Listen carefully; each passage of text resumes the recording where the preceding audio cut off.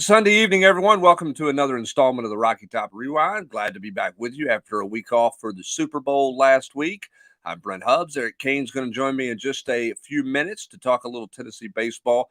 Obviously, we'll take your questions and talk some Tennessee basketball. Tough day for the Volunteers, and the inconsistency of this basketball team, which is maddening, continues. We'll certainly talk about that. Austin Price on later on in the show to talk about all things Tennessee as well. And hopefully we're going to have a special guest. We'll wait and see if that pans out or not. But hopefully we're going to have a bottom of the hour guest for you that you guys are going to really, really enjoy. So hopefully all that is coming up tonight on the show. And we're certainly going to take your comments and your questions as well. So jump into those right now in the comment section. We'll get right to it with the questions.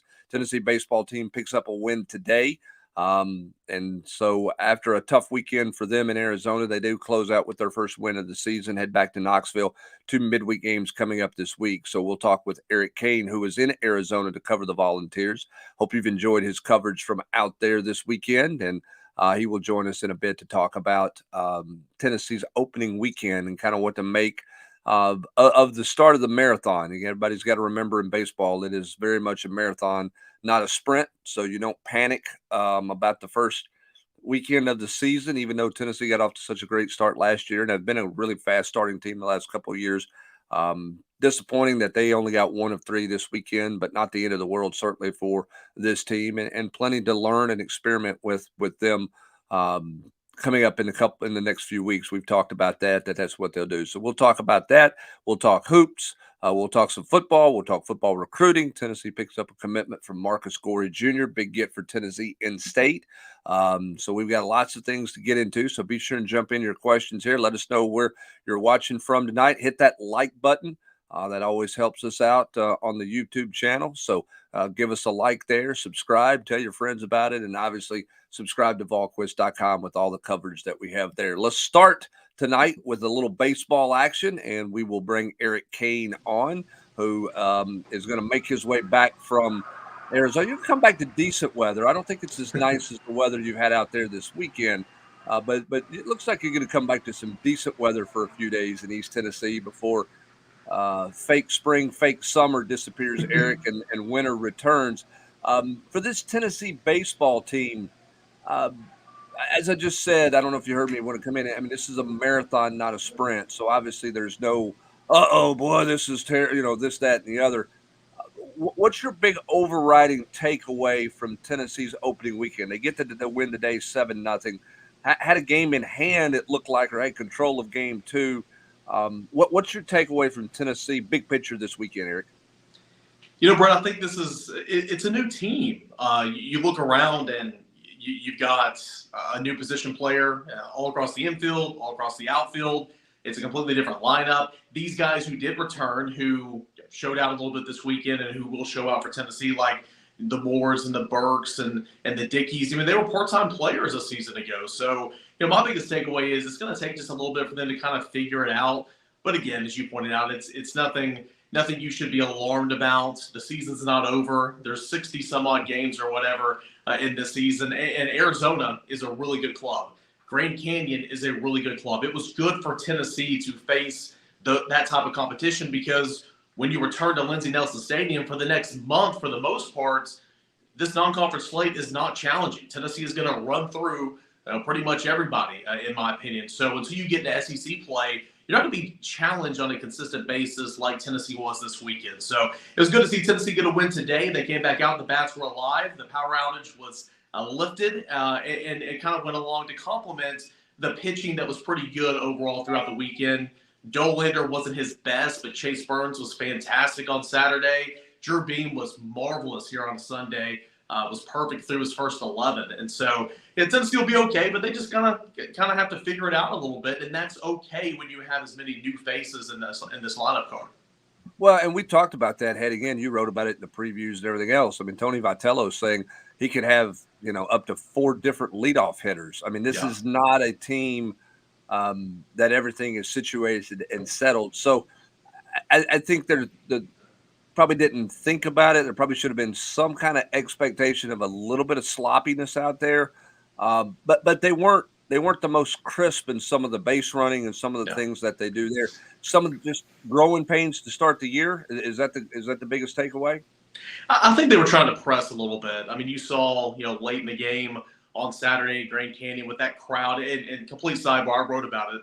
But what an environment! That was Tennessee needed to see that, because when you go on the road to LSU, it's going to be like that. When you go on the road to Arkansas, it's going to be like that. And so that was fantastic. But I think a lot of times guys were just trying to press. You saw Austin Jaslove, beat out, a hit in the infield. The ball gets away a little bit, just trying to make a play, and then he gets thrown out a second. You have Zane Denton that was just a horrendous base running error late in that ball game on Saturday night. And Tony just kind of said, hey, he's a veteran. He's trying hard. All right. He just made a mistake. He knows better.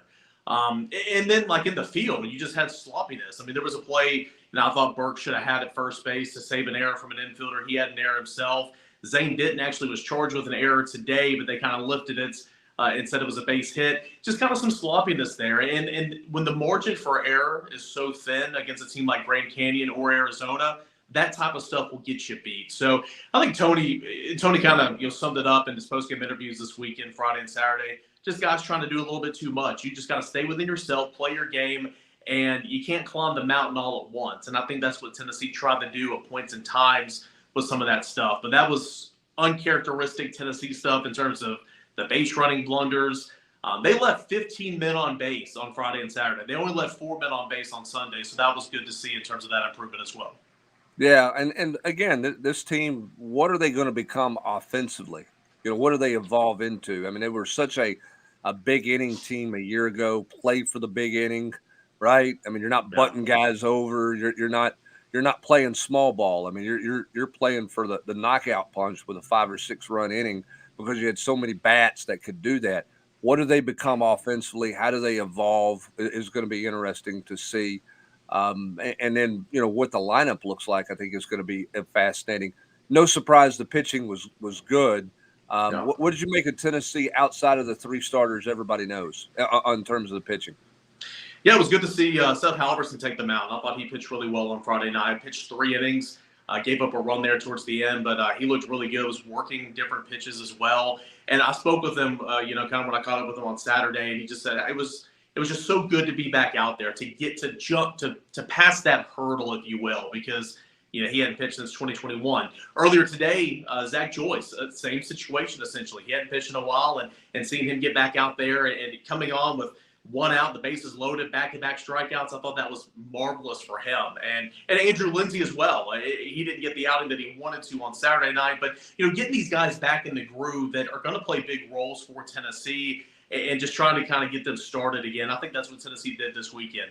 Camden Sewell didn't pitch, but he will pitch a ton for Tennessee this season. He's going to be another one of those iron horses that Tony Vitello and Frank Anderson have in that bullpen, so there's no worries there. It's good to see some he kind of emptied the bench a little bit, or the bullpen, if you will, in that 7th inning today. And Xander Seacrest and Jacob Benby and Bryce Jenkins. Those are all some guys that are going to contribute for Tennessee for the most part. So I thought outside of the starters, who I thought for the most part were really good, especially Burns and Beam here today, it was good to see some guys make their comeback stories and get on the mound and pitch in a live game, because Tennessee's going to use the crap out of Andrew Lindsey and Seth Halverson this year. So it was good to see them back out there. Yeah, no doubt. Now the question is, where are things going to be with Maui, and what light can you shed on the Maui situation? And I know you posted that this is not an NIL situation. This is not an academic situation. Sounds like it's some paperwork and some clarification that caught Tennessee off guard. Fair to say that, Eric? Yeah, to my understanding, this completely blindsided Maui. This completely blindsided Tennessee, again, to my understanding. Let me put it this way. Maui's family flew here to the Phoenix area to watch him play in this tournament. They're here. They stayed the whole weekend.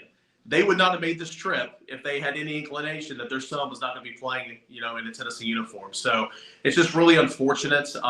It is not, as you pointed out, a name, image, and likeness situation. I know we had the big Weigels deal a couple of days ago. This is not anything with grades. I just think it's a matter of an eligibility situation. And as we know, and as we followed in football and basketball over the years, it could be tomorrow. It could be next week. It could be a month. I don't think anything is alarming right now to say that this might go on a long time. But we just don't know for right now when Maui's going to return. It's simply just an eligibility thing. But while he's out, I think it does kind of create some holes in that lineup because say Maui's in, he's hitting leadoff. Well, you can shift Jared Dickey down to maybe a 3 or a 6 hole. Christian Moore's probably staying in a second, but it kind of makes that lineup look a little bit deeper and a little bit different with Zane Denton maybe popping out a little bit. And then at shortstop, I thought Austin Jasla performed well defensively for Tennessee, but Maui's going to be playing in major leagues. He's going to be drafted this year, so getting him back on the field is number one priority for Tennessee. But again, we just don't know much about it right now, other than it's an eligibility issue, and it could be tomorrow, it could be a week from tomorrow. We just don't know. Well, we'll see how long it takes for them to get to that. Like you say, it's the NCAA and it's the eligibility that may be one of those committees that meet, the second Tuesday of every month. Yeah.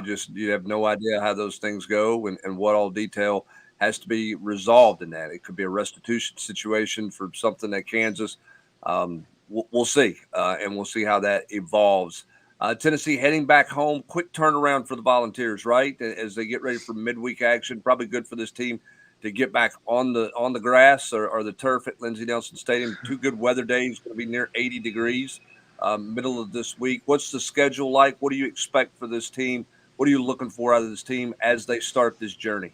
Yeah, even if it was raining, though, you got that turf. They're going to get in those midweek games. That turf has saved so much baseball the last couple of years. It's incredible. But no, it's good. Tennessee wants to get back. They want to keep playing. Again, they have a lot of arms, and that's kind of what Tony was saying at the end of this game. He was like, we wanted to float around a little bit by going and winning the game, but we needed to get some guys some work, and that's what midweek games are all about. So, whether it's a couple of bullpen games where you have a starter that goes 3 innings, then some piggybacks, that's what midweek games are for. And then more so than anything, you want to get guys some live rep actions.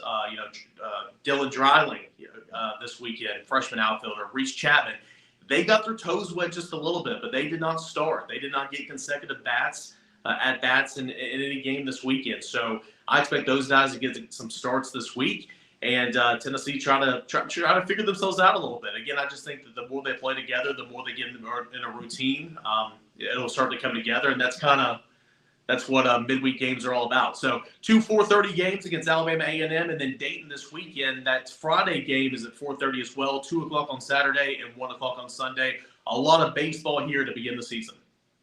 Yeah, and again, I mean, Tennessee going, as you see the schedule, that you saw the schedule there, I mean, being out there in Arizona, I mean, Tennessee's had decent weather, and you mentioned the turf, Eric, allows Tennessee to get on the field and practice, whereas years ago when they didn't have it, it was a real challenge. They were inside too many times when things were really wet from a condition standpoint. But they haven't had the weather that they have in Arizona to play baseball. I mean, that's one of the advantages that those schools in those regions have, and that's one of the reasons why if you're Tennessee, you go to tournaments like this, because the weather appears, should be good when you go out there. You shouldn't get a bunch of rainouts. You shouldn't have really cold days. So, you're probably playing teams that are a little further along. Doesn't mean they're more talented, but they're in a little bit better of a groove because even though Tennessee's had inter squads, I mean, they're not 80-degree inter squads. So things different when the temperature is better. So, again, I think everybody has to understand it is a marathon. There's nothing about this that is a sprint, and Tennessee's got plenty of work and plenty to experimenting to do, coming up over the course of the next month. As you see there, they get into conference play at Missouri. That's got the makings for a really cold weekend, March 17th. But, so plenty to get done and a non-conference schedule that doesn't strike you as the most daunting in the world in the preseason, but one that should help this team gain a lot of experience, Eric, to get ready for SEC play. Yeah, no doubt. And again, it's just all about getting reps, stretching arms out, playing amongst one another and just trying to figure it out a little bit. And I think a lot of times, too, not that the stage was too big because I don't think that they were overcome by anything. But, again, it's a fresh starter at every position. So, at points in times, I do think that they pressed a little bit. But coming back, playing at Lindsey Nelson Stadium, a lot of games that you will win. I think we're going to find out a lot about this team, a lot about these freshmen that didn't get a whole lot of action here over the weekend and see kind of where they are when SEC play does begin. But I will say this, again, another lasting impression. I think the pitching was pretty solid. I mean, pitching was good enough to win on Friday night. Dollander wasn't his best, but it was good enough to win on Friday night. It was absolutely good enough to win on Saturday, and Drew Beam was fantastic today. So as long as you have arms, you will be likely be a good baseball team. It'll take you a long way, and Tennessee has arms just like it did last year. It's just got to try to figure those out in the back end a little bit, and that's what this next portion of the schedule is for, these midweeks and this non-conference. Well, and we'll have full coverage of all of that stuff as we've had full coverage of Tennessee baseball this weekend in Arizona. Eric, enjoy your final baseball game there before you hop on a late night travels back to Knoxville. Be careful in your travels home, and good luck with that motion light in the box you got going on. And we'll talk to you on the podcast this week, and obviously you'll have plenty of baseball coverage throughout this week as well. We appreciate it, partner. Hey, thanks. Appreciate you. All right. Yep, thanks. That's Eric Kane with the latest on the Tennessee baseball team. Again, the baseball team taking 1 of 3 this weekend after losing Friday night and Saturday night. Friday night to Arizona, Saturday to Grand Canyon, and then bouncing back today with the win. Well, again, full coverage for baseballs. We're starting that marathon of coverage for you at volquest.com. We're going to take a quick break. We'll come back on the other side. We're going to take your questions, so go ahead and line them up in the comments section here. I'm sure some of you have a thought or two about Tennessee basketball and kind of where that thing sets after Tennessee struggles mightily against Kentucky, 19 points in the first half, dig a hole that they can't get out of. We'll talk some hoops coming up on the other side. Austin Price will join us here coming up at the bottom of the hour to talk about all things Tennessee. We'll dive into some recruiting. Hopefully a special guest is going to join us to talk about some Tennessee football as well. That's all coming up. So we'll get those questions in there in the comments section now. Be sure and hit that like button. Be sure and check us out at volquest.com. Plenty more coming up here as you watch the Rocky Top Rewind.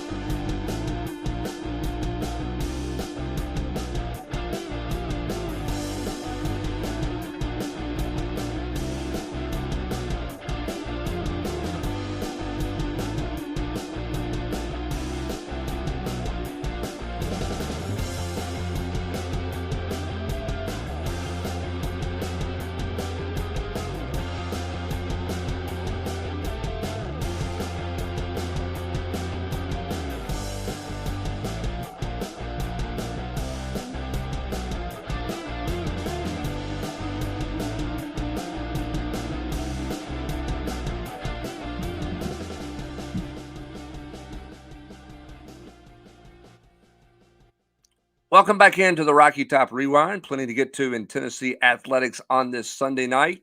Appreciate you guys letting us all watch the Super Bowl last week, and we'll continue this show through spring practice, and then we'll give you some updates on what the summer schedule is going to look like here in the coming weeks for the Rewind, and then obviously we'll continue on with the Rewind this coming fall for football and everything else. So be sure and remind everybody that we're back at it after a week off, and hope everybody will check us out and hit that like button and get us up to 500 likes and spread the word about the Rocky Top Rewind. It's one of our favorite pieces of content to do. Jack Meadows has got a question over here. We'll get to some hoops in just a second. But Jack Meadows got a question about next commitment. Is that going to be an in-state kid or an out-of-state kid? I will defer that a little bit to Austin Price, but I'm going to take a guess and say an in-state kid. Now, Tennessee picked up Marcus Gorey Jr. in a commitment on Saturday evening. And I really like Marcus. I think Marcus, I've seen him in camp. I think Marcus is a good player, good athlete. I think that's a good find by Tennessee. Tennessee offered early. A lot of other schools have come in there. And I think Marcus is a really good prospect. And that's a good get in state for Tennessee and a good get in general. When you see where he's at right now, I think his stock's only going to continue to rise. But Tennessee was in that one early. Because they were in that one early and they stayed in that one early, they put themselves in a position to get that early commitment. That's one of the things that you have to do in state is you got to be trusting in your evaluations. And Tennessee believed in that one after seeing him in camp and working him out in camp and doing all their due diligence with him. And they went early there and it paid dividends for him. As you see, 6'1", 170 out of Bradley Central in Cleveland. And listed as an athlete. I think he's going to play in the defensive backfield. We'll talk to Austin more about him here at the bottom of the hour when he joins us. But a big fan of Marcus's game. I like a lot about what he does athletically. I think he's got a good nose for the football. I think he's got a good feel for the game of football. So that's Tennessee's newest commit. Jack, I think their next commit's probably going to be an in-state guy. But remember this, things are going to open back up in March. You're going to get guys on campus. Tennessee's going to have a junior day that first weekend in March, and then they'll have a bunch of kids in for spring football, and we'll see who all jumps in, and in terms of visiting, and how many of those guys from the January junior days come back, and sort of what all of that looks like. So it feels kind of quiet and dead right now, and it's going to be slow, I think, news cycle wise for the next, I don't know, 10 days or so, and then it'll crank back up when March opens up, and Tennessee works to get a bunch of guys on campus for spring football practices and that junior day, the first weekend. Stephen H. got a question here. Tennessee obviously still has metrics on their side with solid KenPom and net rankings. What's the floor for this team in terms of NCAA seeding if they stumble for the remainder of the season? I think that the interesting thing about this Tennessee team, Stephen, and I think this goes for a lot of college basketball teams, and I think this is going to be the real challenge for the committee when they go to look at seeding. And that's just teams, the inconsistency of basketball teams and the teams that have struggled to win on the road. When you look at teams and how much they are struggling to win, to win on the road in conference play, to win on the road in non-conference play, there'll be tons of talk about, quad wins and all those things. I mean, you look at Houston and where they're at right now. You see it on the screen there, 24-2, 9-0 on the road. Who all have they played on the road? What's that road schedule look like? Look at the rest of the road records there. Alabama's 8-2. They've only got 2 losses on the season. Tennessee's a 4-4 road team. Purdue, who many people think may be the best team in the country, has lost 3 on the road. Kansas 3, UConn 5, Texas 4. I mean, teams are just having a hard time winning on the road. And I think that's going to make it hard to figure out what a team's ceiling is, what their basement is, their floor is in terms of ranking.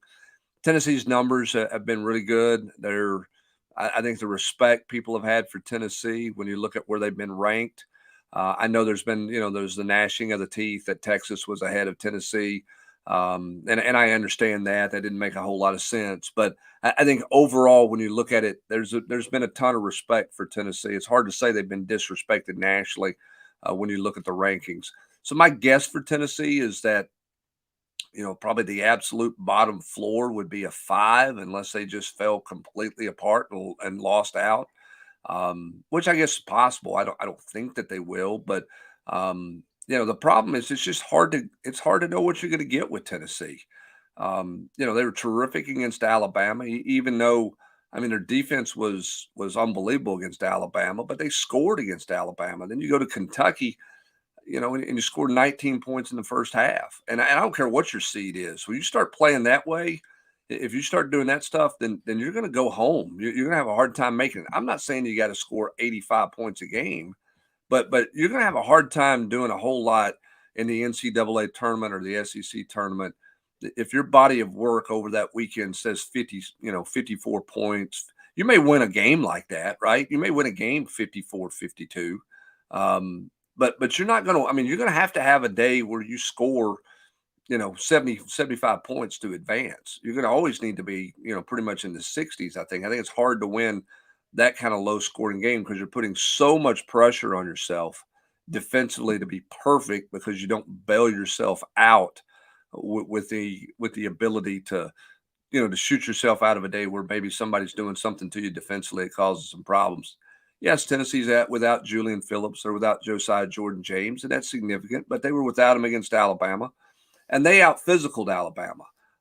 They didn't out-physical Kentucky, and didn't shoot the basketball well. And look, I understand, Coach Barnes and talking about, offense affecting defense and some of those things, and that's probably true. But at some point in time, the reality for this team is they're very inconsistent offensively. And when you play basketball since November and you're still inconsistent offensively in February, you don't know what you're going to get night in and night out from guys on the offensive end of the floor.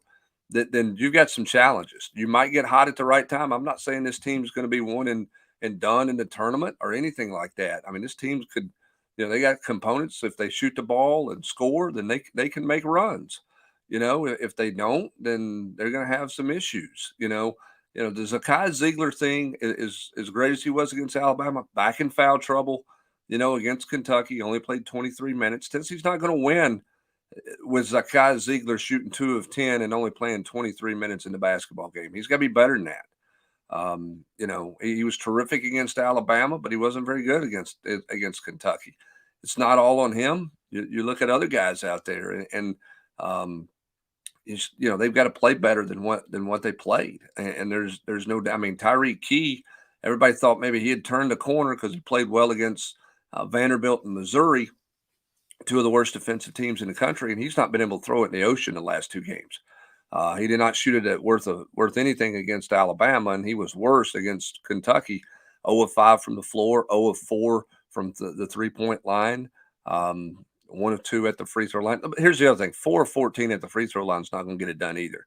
Tennessee didn't give themselves a chance to win on Saturday in Rupp Arena, and I think that's the biggest head scratcher is this team should give themselves a chance to win every game, and they didn't do enough things to give themselves a legitimate chance to win because they fell behind as far as they did and just did not play well. And the challenges are not getting easier because Texas A&M is going to get into them and play physical, try to bully them around a little bit. That'll be a hostile environment down there. That one's going to be hard.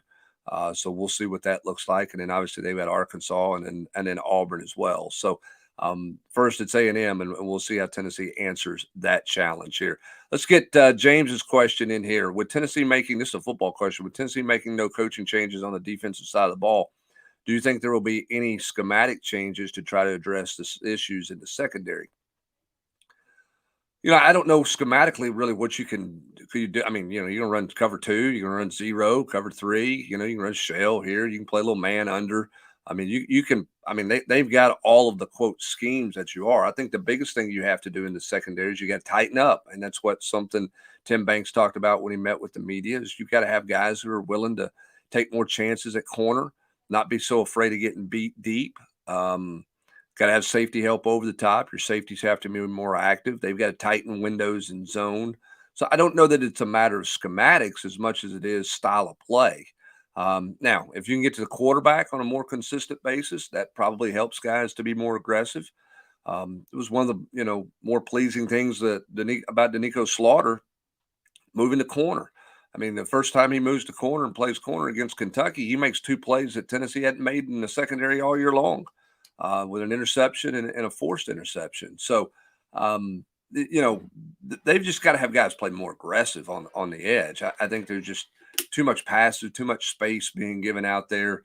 When you look at that, that's kind of a head scratcher. That guys got to play with some more confidence, and maybe that'll happen with more competition this spring, and guys being out there this spring. I think one of the things you look at, all those guys missing spring practice last year was a real detriment to Tennessee's development in the secondary. I mean, a real detriment.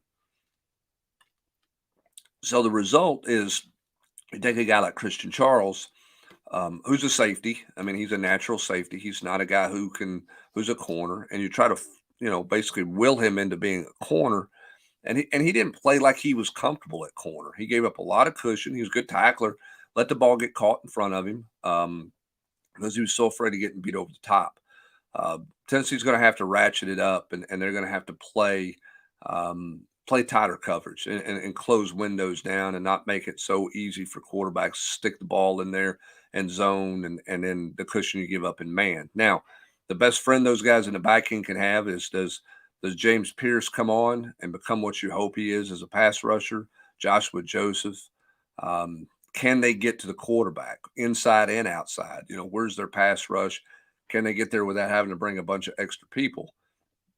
That's the next physical growth for this defense that would change what the schematics look like, is if you can be a team that can get there without blitzing everybody and out without opening up the middle of the field. Now, the thing players have to understand is if they're going to blitz and the corners have to do this, they've got to be tied in. And we had Jonathan Wade on the Rocky Top Rewind during the fall. We had Leonard Little on. We had a bunch of former players on to talk about Tennessee and their play in the secondary, and they all talked about how tied in it is. Will Overstreet has spoke about this on the Vol Network pregame show, Big Orange Countdown, all season long when talking about the secondary.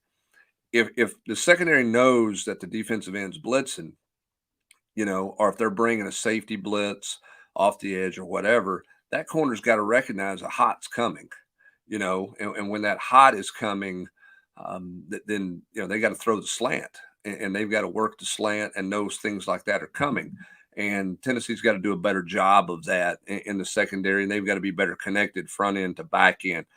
If you want to call that schematics, you can call that schematics if you want to, but that's what that's where that's got to improve, and that's what's got to get better for Tennessee in terms of the defense. But in terms of major schematic changes, no, I think what you're seeing out of Tennessee is they want to be a pressure team. They want to be a team that can get after the quarterback, but they want to be able to do it with a front four and try to mix it up, and not just be a team that pressure's coming with an A-gap linebacker blitz, or they're rolling in a corner blitz off the short side and rolling the safety over the top. So they just got to work in better harmony, and they've got to be more effective off the edge, rushing the quarterback to help the secondary, and some personnel things. I mean, Tennessee's got to get faster back there. Austin's talked about that. I don't disagree. They need to be faster at the safety position, and they've got to play more aggressively at the corner. So, James, I appreciate the question. Steven, I appreciate the question. Everybody else can line up more questions here. We'll run through as many of these as we get to. And again, Austin's going to join us here in a couple of minutes, and hopefully we'll get our special guest on. We'll see if the timing works out for that.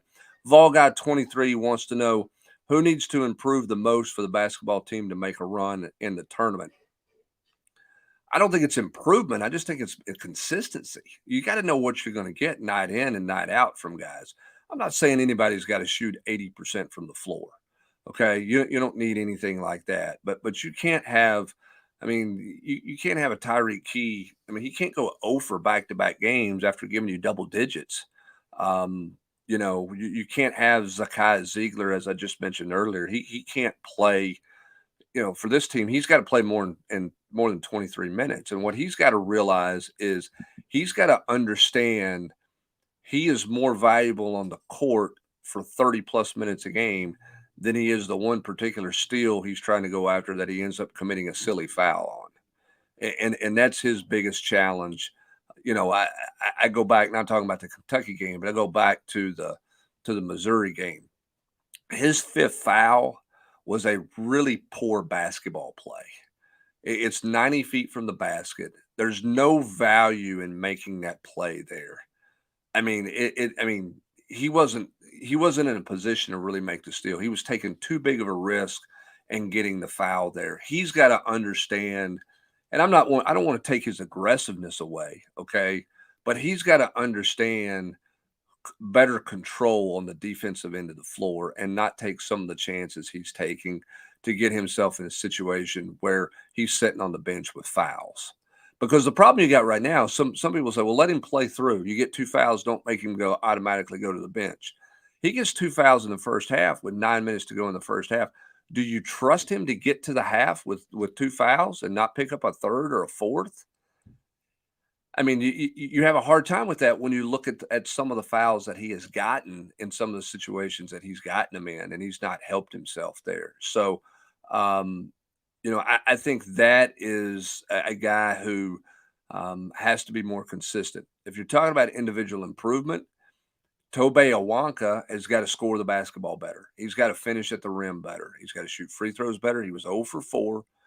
And he was 0-1 at the free throw line. Now, he had 6 rebounds, include 4 offensively. It's hard not to play him, right? It's hard not to play him when he's that effective in terms of getting you the ball. But he's got to be able to make layups. He's got to be able to consistently make the easy shots for you and put yourself in a situation where you can make those free throws and close that out. So I think that's the biggest issue that you have going on there. I tell you what we're going to do. We're going to do a break. We're going to take 60 seconds. Austin Price is going to join us. And then on the other side of that, no offense to Austin, he's not the showstopper to finish this thing out. On the other side, when we come back, Austin will join me, and guard Trey Smith of the world champion Kansas City Chiefs going to join us on the Rocky Top Rewind. That's coming up in 60 seconds. Don't go anywhere. Coming right back.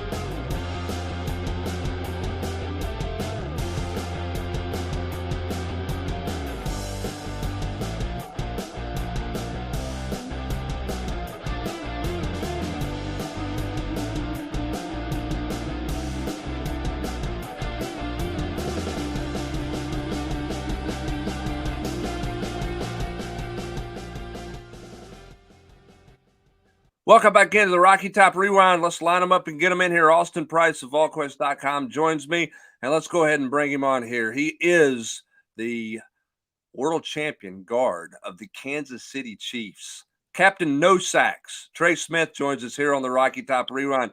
Big man, congratulations. How we doing? Doing good, man. Y'all doing tonight? We're doing fantastic. Thanks for joining us. Austin, we'll jump in here. We got a lot of questions. This is the one I've wanted to ask somebody for a long time who's played in this game. Can you describe what it's like to play in the game? Take the winning side out of it, okay? We'll get to that in a minute. The week, the build-up, I mean, as a kid, we all watch the game, right? As adults, we all watch the game. We see the circus around it all week long. To be in that moment, Trey, to have wanted that growing up as a kid, and that's been such a big part, football is a big part, what it feel like just to get to play in the game? Yeah. Man, dude, like such a rush of emotions. You're not necessarily just nervousness or anxiety. It's just the build up to the moment. You know, you talk about the week of preparation. I'll take it all the way back to the AFC Championship game. Like the fact, okay, you're realizing I'm about to go play in the Super Bowl. It's crazy. Just being in the game. I mean, it's an unbelievable experience. It's something that you, as a kid, you think about the whole time, man. All the nerves, all the jitters. You're in that moment, you're in that situation. I will say that I'm disappointed, one in myself, because I was not prepared. I was rushing in here from doing two other shows, radio. You were on with me earlier on The Nation, and then TV. I should have slid over to and got my goggles from my snorkeling, And then I'm disappointed you didn't wear the goggles on this interview. Like, where are the goggles? We've seen the pictures of you in the goggles. Yeah. Where are the goggles? Let's see. They actually might not be too far. I could run and grab them, but Pat hooked the whole team up with the Oakley goggles. That's nice. So as the clock's, ticking down, you make the field goal. When did it truly set in for you? When did it set in? Wow, we just won the Super Bowl. Man, obviously field goal goes in. Hurts goes back to throw the last ball, and we hit the ground. It's almost like nothing mattered. Time stood still. And I was around the field and just sort of looking around. I think it really hit me when I saw my dad, my sister, my family coming onto the field. The confetti's flying everywhere, man. It's just like, we really did it. We won the Super Bowl. We're world champions. Just to build up to that moment, it's still surreal to sit there and think about it. For you, Trey, I mean, what's just the journey? I mean, you landed in a great spot, right? I mean, you landed with a great franchise. The opportunity was there. You didn't get there necessarily the way you wanted to, right? But Yeah. You land there.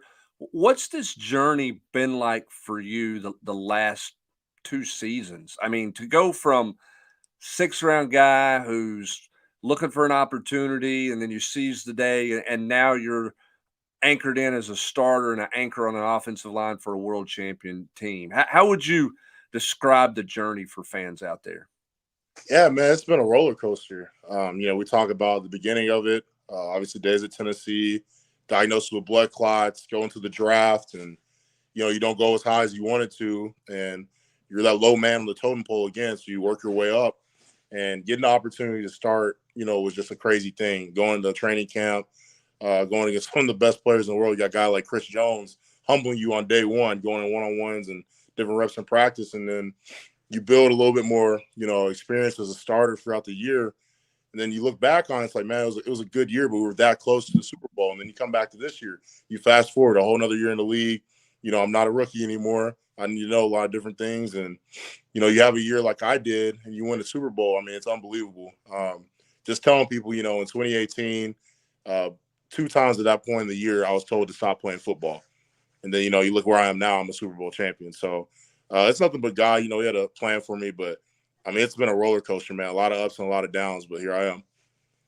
All right. So you brought it up, and I don't want to deep dive into all of that, but emotionally, how do you get through, I guess, your 2018? How do you get through that part of the roller coaster? Yeah, a lot of it was I was relying on my faith. There are a lot of hard days, man, like almost 6 months just working out, grueling heat in the summer, off-season program, you know how hard that is, and it's just like you don't know if you're even going to have the opportunity to play football anymore. So there are a lot of times, you know, questioning, man, is it worth it? Is it worth coming down here and doing all this stuff? But, you know, ultimately I had a goal in my mind and I had a plan. And, you know, I had a feeling that I'm going to get the opportunity. And when I get it, I need to be ready. So for me, my faith really prevailed through it, you know, just staying focused, just building pretty much my relationship with God and just trusting in him. You're one of the best ambassadors that's come through here in a long, long time. And Tennessee's had a bunch of them, right? I mean, whether it be Pat Summitt or Peyton Manning or whoever. But I mean, you love Tennessee. I always thought it was such an injustice that your senior day was played in front of like 13 people. You know what I mean? Like your last run through the tee. Like, I mean, it just wasn't the same. I mean, like, we talked about this a little bit on the Nation. You had seen Neyland at its best, and obviously 2020, you know, was, you know, a shell of that. Then you get drafted by, I think, you know, NFL's equivalent of college athletics, which is the Kansas City Chiefs and their incredible fan base. Was that kind of like, okay, now we're back? You know, I've seen Neyland. Now we've got the Arrowhead. This 2020 things. Just let's wash that away. Yeah, no, man, that's like one of the coolest parts about playing here is the fan base, man. The Kingdom, they're truly special. You know, I love my Vol fans, Vol Nation. And I sort of like we talked about earlier, you sort of get that same feel, you know, playing Arrowhead, playing in front of them. We've gone to different stadiums across the league, and that tight knit, you know, passion for the athletics of fans, you know, it's not the same like the Chiefs. It's not the same like Tennessee, obviously. But you know, it's really special to play in that environment. And even going back to senior day, man, just the fact I got to run through the tee one last time, I still loved it, man. I'd still do it all over again. So when you see Tennessee having this success this year, and they're, you know, 11-2, first, you know, 10 wins in over 20 years, and win the Orange Bowl. We saw so many of these, like, kind of like after the Florida game, after the Alabama game, these players in the NFL who had made bets with their teammates who were Alabama guys or Florida guys, and those guys were having to pay up. Any instances like that for you this year with your teammates? Yeah, man, my Alabama guys got lucky. I had Jaron Reed on our squad last year. We used to talk a lot of trash to each other. But unfortunately, there were no Bama guys on our roster when we beat them. I let everyone in that building, that hotel we were staying in, know that we won that game. So I was running all screaming and yelling. I wore my orange and stuff the whole next day. But I think the best one I have is I got at Cornell Powell and Justin Ross. So Cornell and I, we got drafted together. I mean, from day one, I was just talking mess about Clemson the entire time. Like, man, whenever we see you guys, we're going to beat you. You guys aren't that good. Y'all don't play anybody, et cetera, et cetera. And then the fact that we got grouped up in the bowl game, I made a bet with both of them that when we beat them, they're going to have to wear the real orange, you know, Tennessee orange. So I got some good pictures of them, and I let them have it on social media too. But that was fun, man.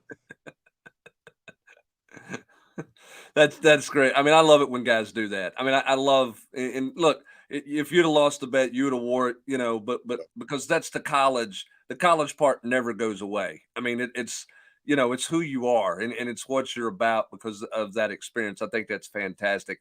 Football wise, one more question for me from a football standpoint. You knew you were talented. You knew you had the ability to play. Has there been a game? Has there been a drive? Has there been a block where you said, whether it was in training camp your rookie year, sometime during your rookie season, even your second year, where you said, yeah, like I absolutely belong. I can handle people in this league. Did you have a moment like that? Or did you already coming in like, hey, I got this, I'm good? Yeah. Coming into the league, it was just like, it's the unknown, you know, it's like, do I belong? What's it going to be like? You know, obviously you hear about people being bigger, faster, stronger. You know what you're going against, seeing these guys since you were a kid. And I think my moment came early in training camp. Obviously a guy named Chris Jones, we all know about him. Yeah, he's good.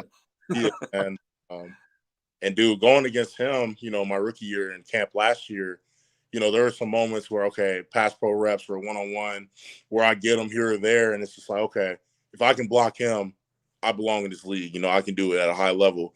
And, you know, being able to play against a player of that caliber, man, you know, can't thank him enough just for all the, you know, the reps that you get, man. They're priceless. But I think those moments blocking him my rookie year were probably some of the bigger ones.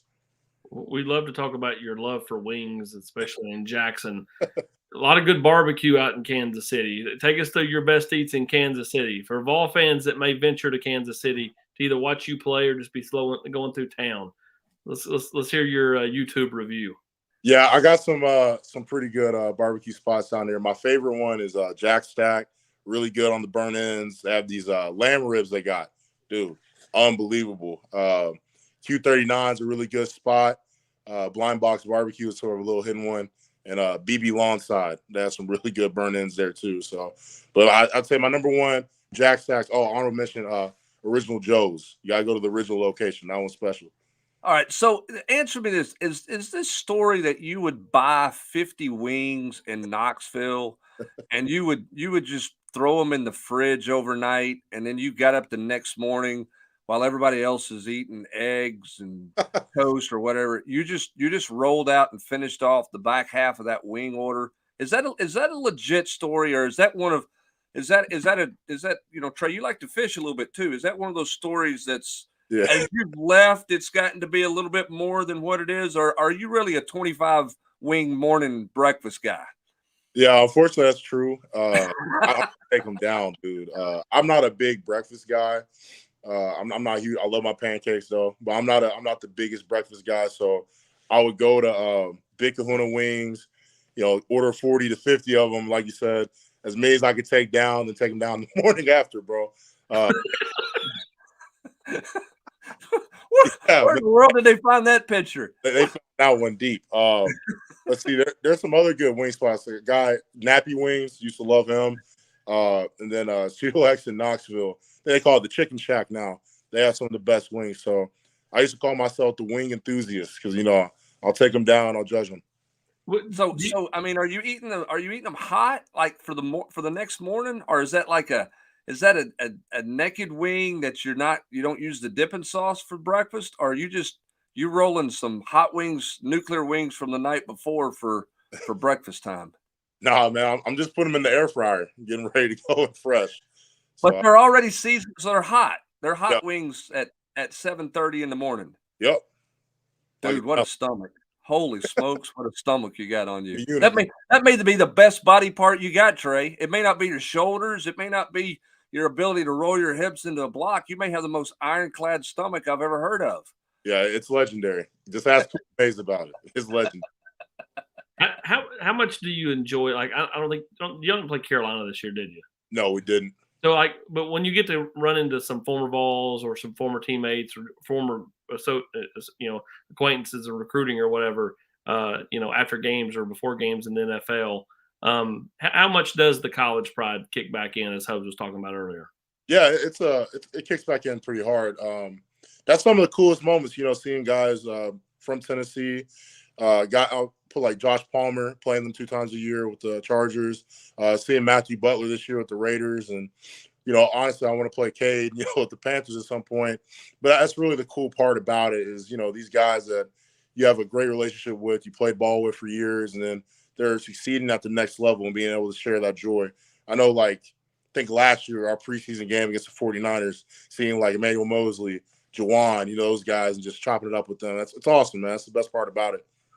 We talked about Darnell when you were on the Nation earlier tonight. To see kind of where he's come from a maturity level, not just play. Obviously, he had a great year, but from a maturity level and how much he's grown under Coach Ellerbe.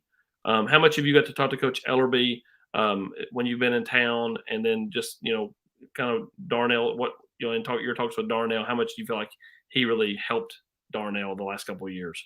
Yeah, no. Every time I go to Knoxville, I usually hang around the complex a little bit.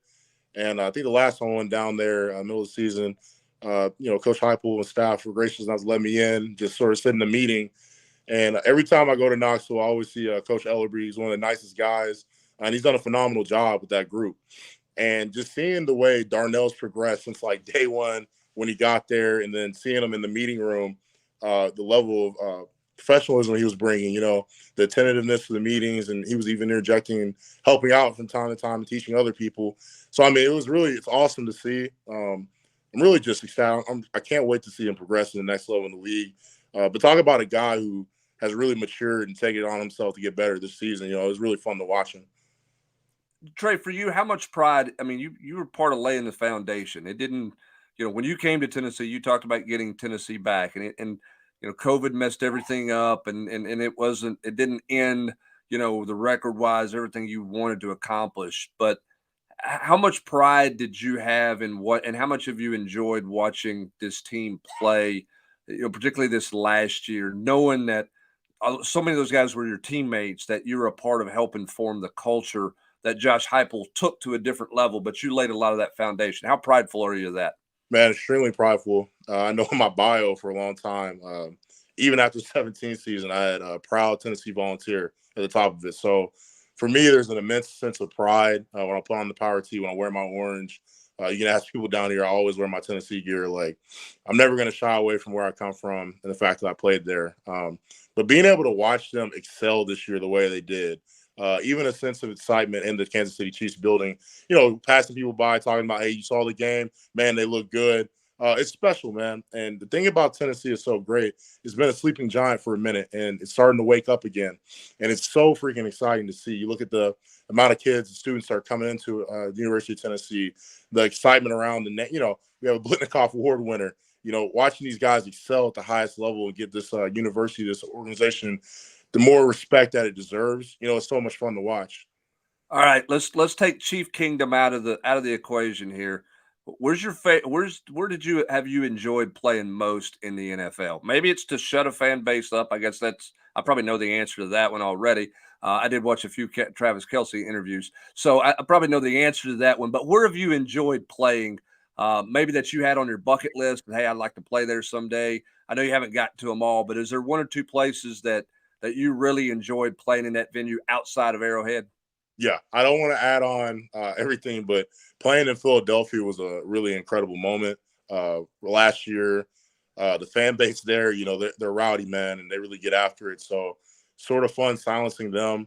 I think another one, like the one Creed and I talk about a lot, is playing in Baltimore at a night game and be more. That was our first NFL road game. I remember seeing Ray Lewis come out. He does his dance before the game, and you get like chills down your spine. Like, man, that's Ray Lewis. Man,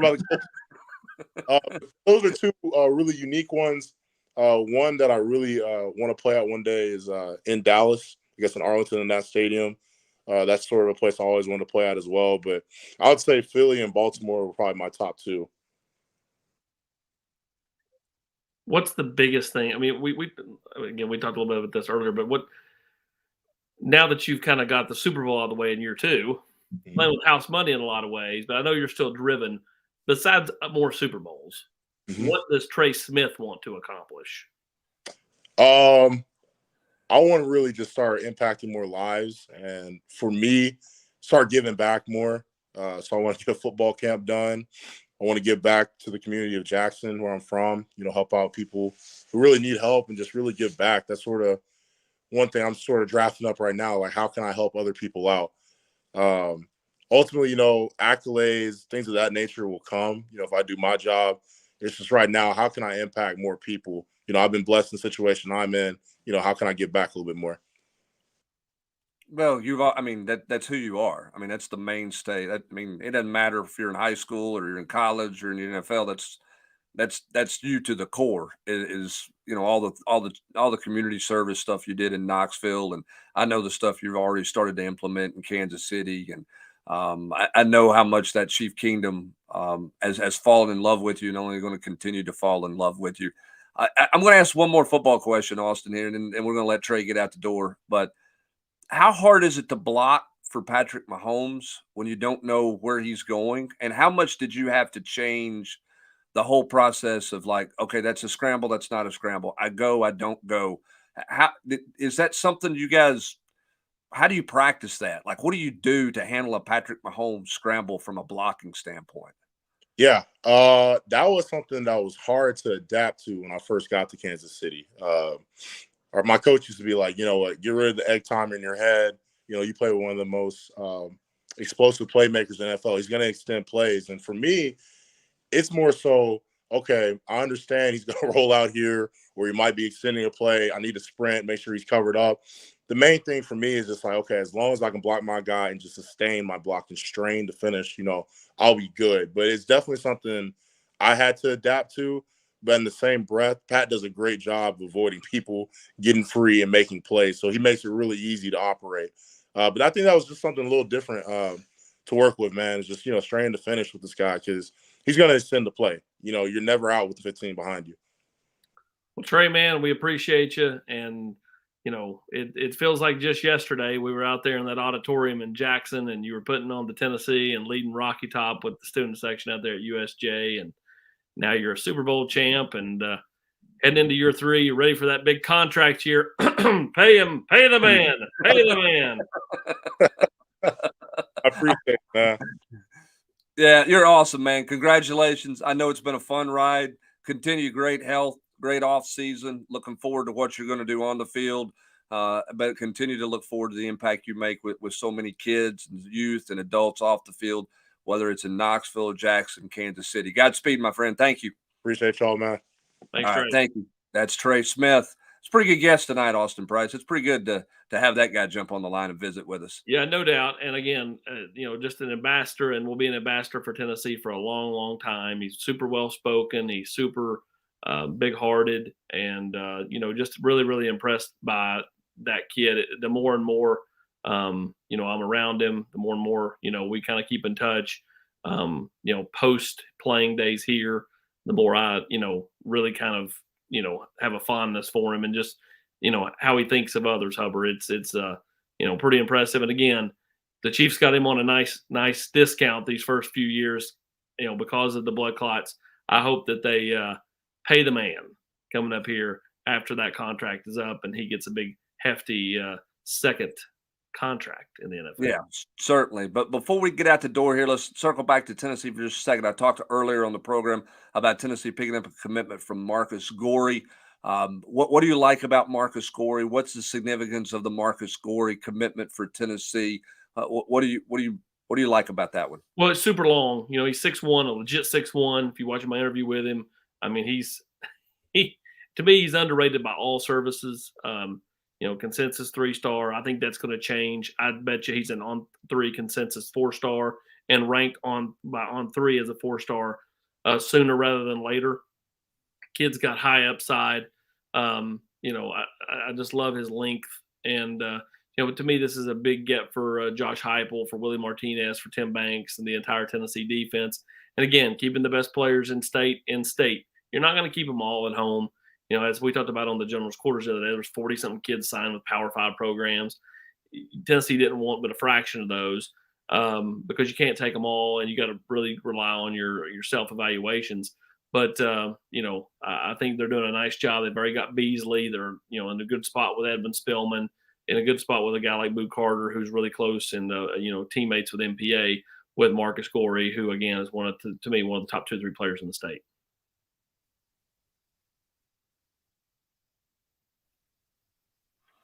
Well, certainly a good get for Tennessee, and again, things open back up in March, and we'll get going there. So we'll cover all of that for you. Again, if you just joined us, Eric Kane talked about baseball right off the top. Tennessee basketball team, another challenging week for them. We'll see if they can find any kind of consistency as they remain on the road to take on Texas A&M.